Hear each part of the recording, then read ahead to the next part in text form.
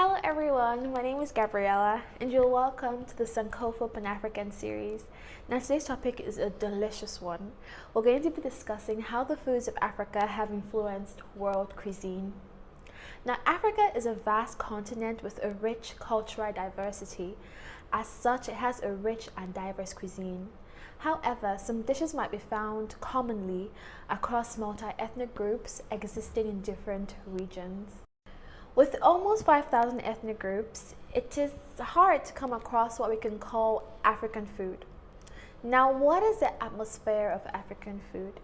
Eating in Africa goes beyond the meal itself. A couple of things make some meal times in Africa a very special experience. One of these things is ambience. When we look at the ambience, we're considering the kind of environmental setup that prevails during dinner time in most places in Africa. Traditionally, the following are some of the common features by which ambience makes a fine dinner in Africa. Another feature of the ambience of African food is eating meals by the fireside. In most parts of interior Africa, dinner is held by the fireside. The fire serves several purposes, such as a source of light, a source of warmth, a source of deterrence against wild animals and insects, particularly mosquitoes, a central point for gathering, and a cultural symbol of unity. Another feature of the atmosphere of African food is togetherness. Food in Africa is not just a meal but a social gathering. Food is used as a means of strengthening bonds. As such, eating food alone is considered bad manners. The following are some of the ways by which togetherness makes a fine dinner in Africa. One of this is stories. Unlike in other cultures where people have to stay quiet while eating, in most African cultures, a fine dinner is one that is escorted by sweet stories. Sharing dishes is another sign of the togetherness felt during African dinners. Sharing dishes such as plates, beer pots, and so on is pretty common. Also, visitors are not left out. A fine dinner in Africa is one where there's at least a guest who is receiving some good treatment during dinner time. The third feature of the atmosphere of African food is divinity. A fine dinner in Africa is one where divine intervention is sought and appreciated. It is customary not to just share meals with the living, but also with ancestors and spirits. The following divine activities make a unique dinner in Africa. Prayers. Prayers are always conducted before any given meal, more so dinner. Included in the prayers are thanksgiving to those who made the food, to God for the life that lives, and to the spirits and ancestors for protection. There are also prayers of blessing to the family and those who are partaking in the meal. It is also common to give some part of the meal to the ancestors. For example, amongst the Igbos of eastern Nigeria, it's common to sprinkle a little bit of palm wine on the ground before consuming or offering it to guests. This is known as pouring libation. Now, what's food in Africa like? Africa is vast. Thus, the best way to look at African cuisine is on a regional basis. Traditionally, most African cuisines use a combination of local cereal grains, available fruits and vegetables, as well as meat and milk products. In some parts of Africa, the traditional diet features a preponderance of curd, fresh and healthy vegetables, whey, and milk products. Depending on the region of this continent, there are sometimes significant differences in the eating and drinking habits throughout Africa's many populations, namely the Horn of Africa, North Africa, Central Africa, East Africa, West Africa, and Southern Africa. All of these regions have their preparation techniques and distinctive dishes. Now let's take a look at the cuisine of Central Africa. Central Africa stretches from the Tibet Mountains in the north to the vast rainforest basin of the Congo River, the highlands of Kivu, and the savanna of Katanga. This region has received the culinary influence of the Swahilis, which is a culture that evolved by the combination of Bantu, Yemeni, Omani, and Indian cultures during the East African slave trade. Swahili culinary influences can be found in dishes such as mandazi, pilaf rice, kachumbari, sambuca, kukupaka, and so on. Central Africa has also been influenced by the cuisine of East, West, and Southern African regions because of their proximity. For example, babute is shared with the South, inyama choma with the East, and gumbos with West Africa. The main ingredients are plantains, cassava, rice, kwanga, which is cassava dumpling, and yam. Fufu-like starchy foods are usually made from fermented cassava roots, but they can also be made with plantain, corn, maize, and yam. Fufu is served buffet style with grilled meat, fish, stews, and greens. A variety of local ingredients are used while preparing other dishes like spinach stew cooked with tomato, peppers, chili, onions, and peanut butter. Eastern Central Africa is also one of the few regions in Africa that uses potatoes as one of its main bases, since potatoes grow so easily in the region. Cassava plants are also consumed as cooked greens. Groundnut stew is also prepared, containing chicken, okra, ginger, and other spices. Another commonly served dish is bambara, which is a porridge of rice, peanut butter, and sugar. Chicken and fish are favorite meat dishes, but game meat preparations containing crocodile, elephant, antelope, and warthog are also served occasionally. Now on to East African cuisine. East Africa area is home to mainly Tanzania, Kenya, Burundi, Somalia and Somaliland, Rwanda, and of course, Uganda. Like most African foods, food in this area consists of dishes made from grains, rice, millet, yam, beans, and cowpeas, flours for bread including sorghum, maize, and stews cooked with meat and vegetables. East African breakfast would consist of special food with baked bread, it could be a whole or chapati in Kenya and Uganda. Also in Uganda, there's a special dish called katogo. Katogo is commonly cooked as a combination of peeled bananas and peanuts or beef, though offal or goat meat are also common. Some of these specialties are usually served with different vegetable stews. One of the best East African specialties is kukupaka. It is a delicious food with chicken coconut curry, which is served with white rice or sometimes kambulo. Kambulo is made from cooked beans with butter and sugar and is usually served with rice and is so famous in East African cuisine. Fresh butter and fresh milk features in many authentic foods in East Africa, so do a variety of spices like cumin and coconut. Like foods from all over Africa, preparation time for some of these kinds of meals can take from anywhere from 1 to 5 hours per meal. Like the dish we mentioned previously, kambulo, it's prepared from azuki beans and may take up to 5 hours to boil to attain the desired tenderness. Next is the Horn of Africa cuisine. The main traditional dishes in Eritrean cuisine and Ethiopian cuisine are something like all other foods from across the continent. Some of them are sebis or stews, which is served with injera. Now, injera is cooked with flatbread made from sorghum or teff. Ethiopian and Eritrean cuisine, especially in the northern half of those two places, is very similar. Now, injera is pretty typical to these areas, to both Ethiopia and Eritrea. Injera is made out of a variation and blends of wheat, barley, teff, and sorghum, and it resembles a pancake. When eating injera, diners generally share food from a large tray placed in the center of a low dining table. Numerous injera is layered on this tray and topped with various spicy stews. Diners then break into the section of injera in front of them, tearing off pieces and dipping them into the stews. Now, injera isn't eaten with utensils, rather it is used to scoop entrees from side pots and pans. Traditional Ethiopian cuisine has no pork or shellfish of any kind, as they are forbidden inside the Islamic, Jewish, and Ethiopian Orthodox faiths. It is also very common to eat from the same dish at the table with a small grouping of people. Rice is also a very common dish, the most famous probably being basmati. Spices including cumin, cardamom, cloves, cinnamon, and sage are utilized to aromatize these distinct rice dishes. Now over to North African cuisine.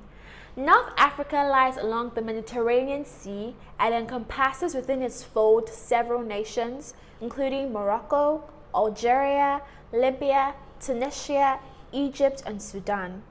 The roots of North African cuisine can be traced back to the ancient empires of North Africa, particularly in Egypt, where many of the country's dishes and culinary traditions date back to African antiquity. Most of the North African countries have several similar dishes, sometimes almost the same dish with a different name. The Moroccan tangia and the Tunisian koucha are both essentially the same dish, which is a meat stew prepared in an urn and cooked overnight in a public oven, sometimes with a slight change in ingredients and cooking style. To add to the confusion, two completely different dishes may also share the same name. For example, a tangine dish is a slow-cooked stew in Morocco, whereas the Tunisian tangine is a baked omelette or a quiche-like dish. There are noticeable differences between the cooking styles of different nations, from the sophisticated, full-bodied flavors of Moroccan palace cookery to the fiery dishes of Tunisian cuisine and the humbler, simpler cuisines of Egypt and Algeria. Next, we have Southern African cuisine. The cooking of Southern Africa is sometimes called rainbow cuisine, as the food in this region is a blend of many cultures, indigenous African societies, European and Asian. People here were defined to some extent by the kinds of foods they ate. The Bantu speakers ate dishes of grain, meat, milk, and vegetables, as well as fermented grain and fermented milk products, while the Khoikhoi, which are Khoisan cattle rearers, ate meat and milk, and the San hunted wild animals and gathered wild tubers and vegetables. In many ways, the daily food of native South African families can be traced to the indigenous foods that their native African ancestors ate. The Khoisan ate roasted meat, and they also dried meat for later use.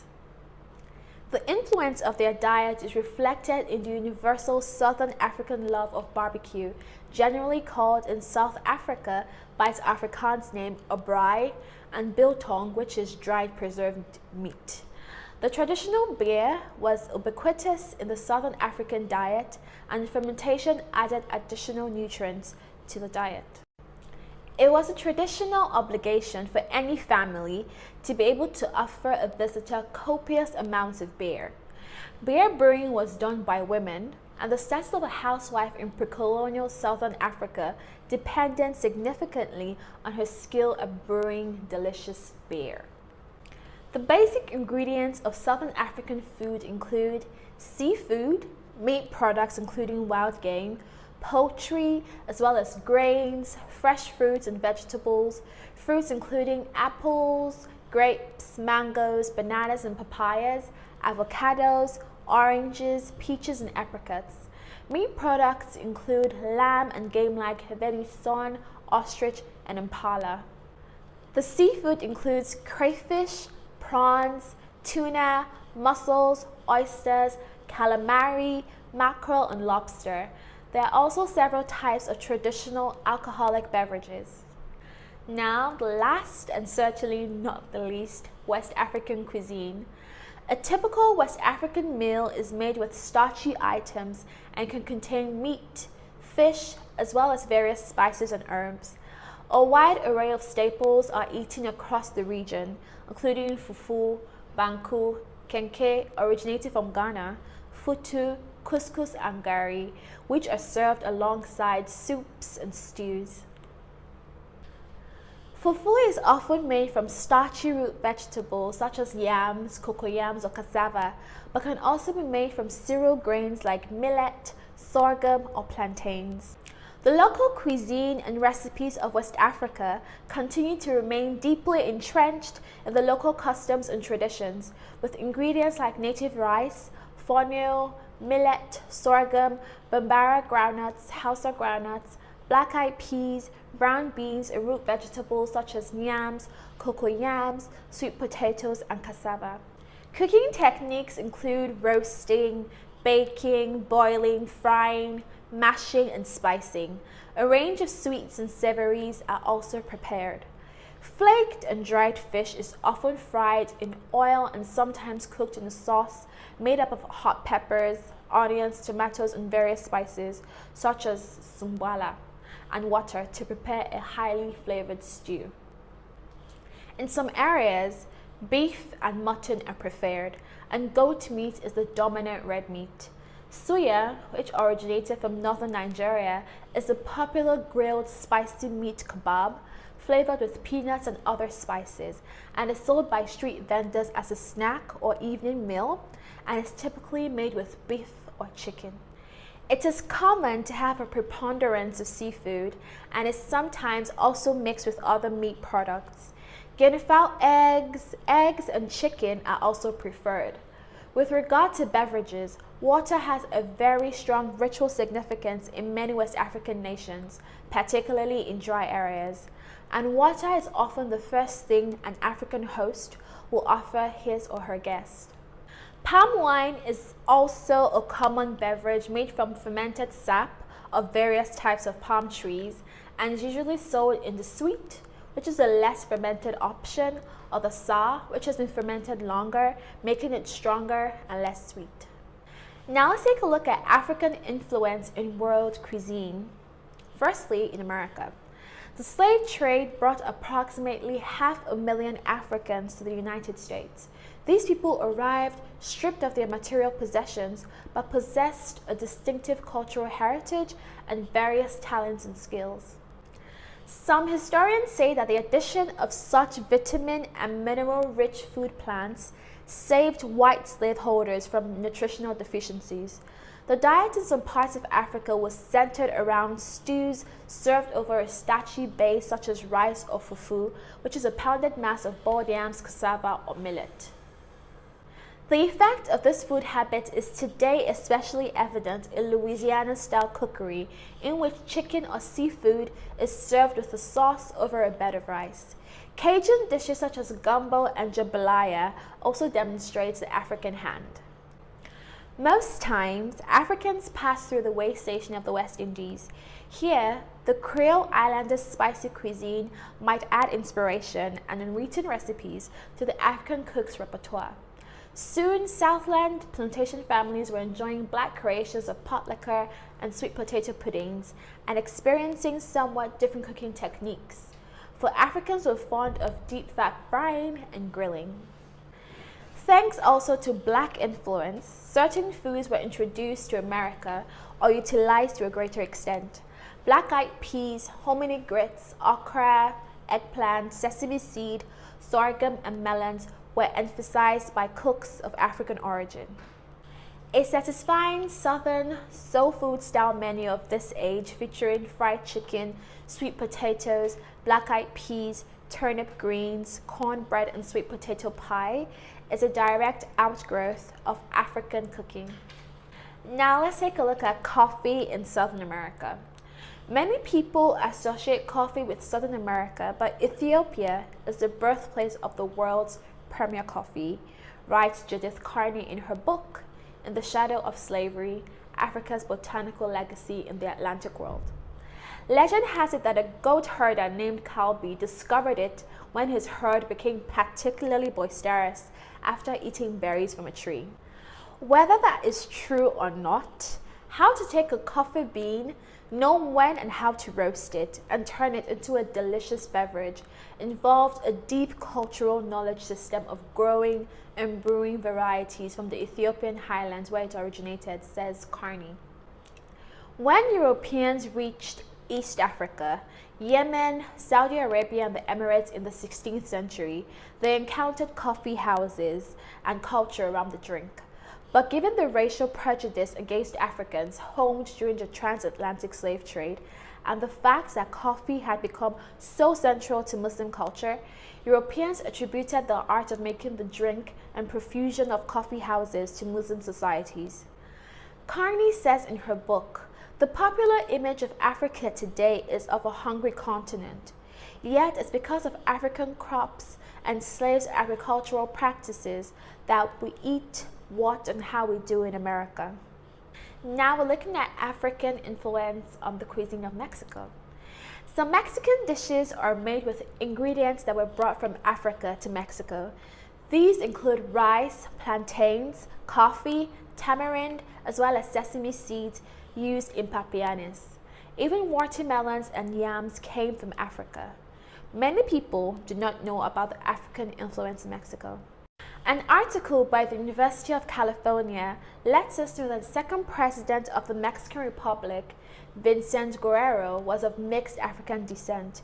Then, Mexico was known as New Spain and was a key port of entry for slave ships. Eventually, they assimilated into the Mexican cultures, blending their food and way of cooking. Like America, the blending of cultural influences creates a rich array of foods that become favorites of the people and a rich part of the country's heritage. One of the foods they brought to Mexico was the humble peanut. Though not original to Africa, it was brought to Mexico by Africans. They used peanuts in meat stews, vegetable and fish dishes, and in pastes. Often peanuts were mixed with onions and chilies to form a sauce-like salsa. These sauces are used for chicken and pork. Peanuts are also used in desserts, drinks, ices, and ice cream. Africans also brought plantains, which are used to make dough for gorditas, tortillas, and empanadas. But it doesn't stop there. Africa also introduced tropical roots like the yuca, malanga, taro, and sweet potato to Mexico.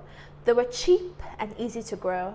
They were used in garlic and tomato sauces, dessert fritters, and sweet tamales. Sometimes they combined the roots with fruits like coconut and pineapple for desserts. Finally, let's take a look at Brazil.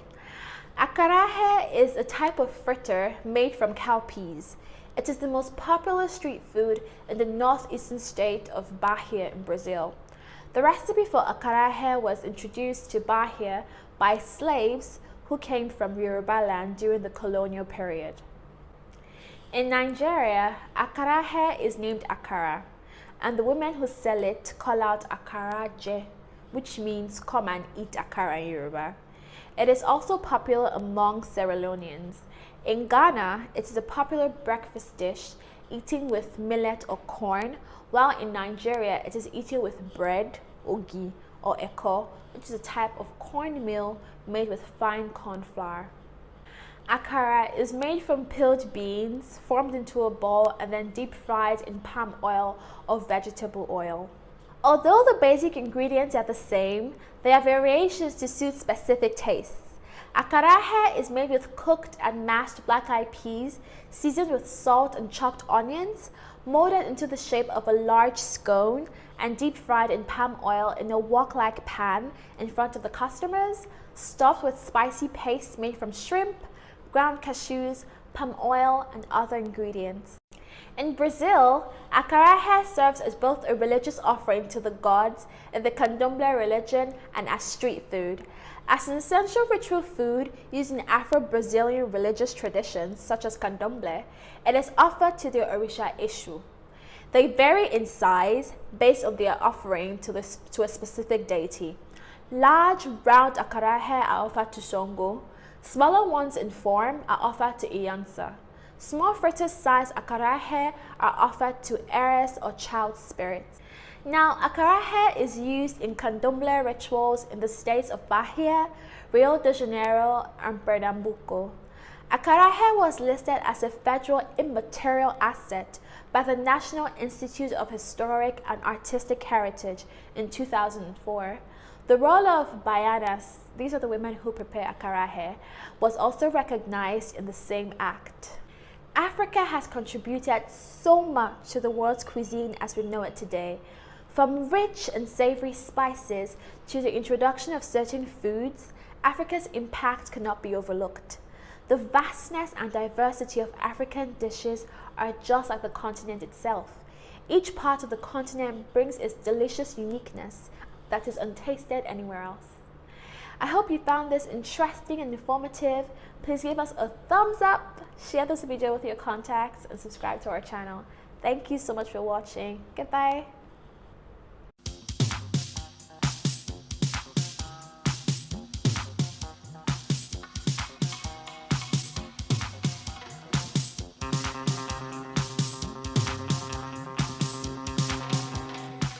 Hi, welcome back to another episode of Sankofa